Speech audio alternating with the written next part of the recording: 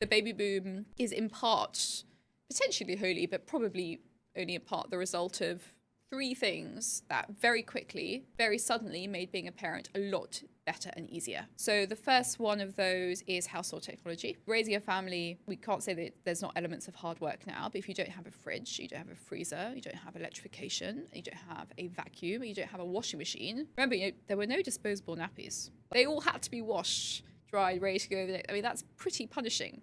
So you have electrification, household technology comes in, suddenly it becomes much easier to add to your family just in terms of the sheer work that you have to do as a household. The second, I think, is medical technology.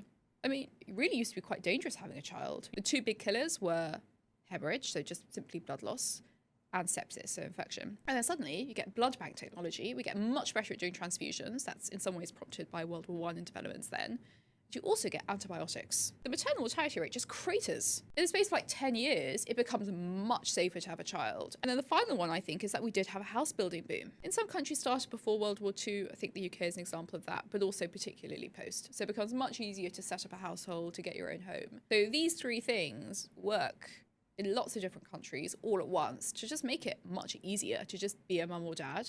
You don't have to delay 5 years. You don't have to think about whether or not it's worth the risk of death. You can just do it. And people respond to that. They didn't need their governments telling them, you should have children.